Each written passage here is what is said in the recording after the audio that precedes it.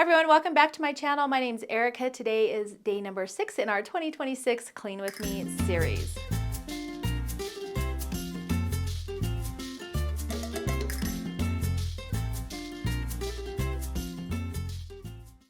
So I hope you're all enjoying this series so far. We're almost done. We have only 4 days left, and day 10 is actually the fun day.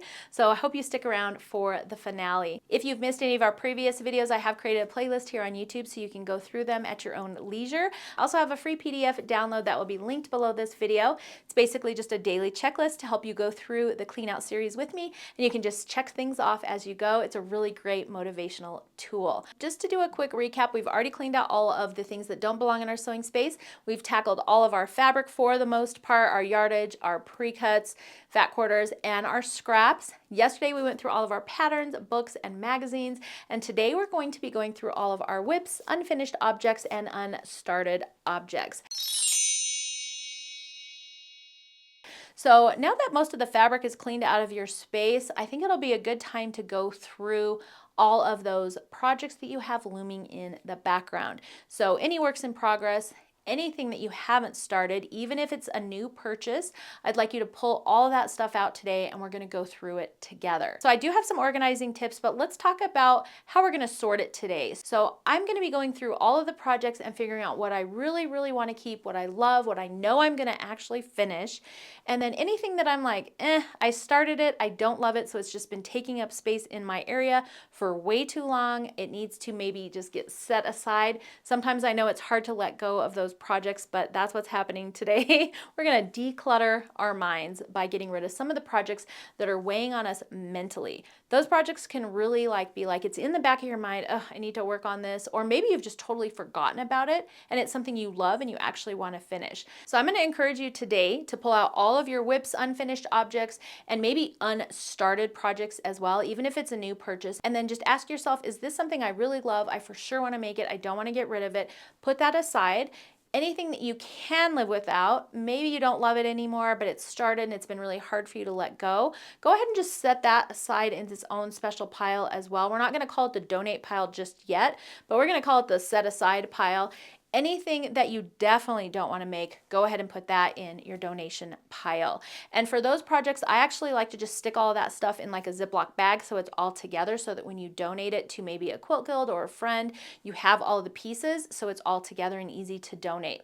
And then your other two piles is now what we're going to focus on. So let's stop and go back to that I'm not sure about this pile and just really dig through those things and say, how realistic is it that I'm going to actually work on this project? I haven't worked on it in how many years? We don't know. How long has it been sitting there for?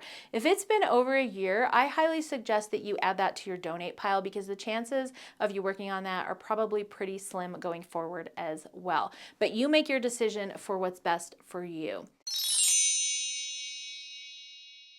Anything that you decide that you want to keep, for sure, I do have a couple tips on how to store those. So Ziploc bags are a great way to keep project together, especially if it's a smaller project. The other thing that works really great are the plastic art bins. They have clips on them and they make them in all different sizes. 12 by 12 is my favorite for quilting, just because there's more space in there for fabric and patterns and everything. I try and keep everything for that project together. So I'll keep the pattern, all the fabric, if you need interfacing or zippers or notions or anything like that, keep that whole thing all in that art bin. That way it's really easy for you to pull that project out, work on it, put it all back in there, and put it away for future. It's also a really great way to store them because the art bins stack nicely. They look nice and organized. You can even label them with what project is in there with maybe some, repositionable tape or washi tape, so that it's easy for you to see what's in there, to use it, and then to put it away. So go through all of your whips, unfinished objects, and then the last thing I want to mention is maybe unstarted objects that are a new purchase. So I know a lot of times we'll purchase something, we have great intentions, but it's like it's new and so we don't want to get rid of it, but honestly it was like, we're just not going to make this. It's okay to let those things go. I would personally recommend trying to resell it on something like Instagram or Facebook Marketplace.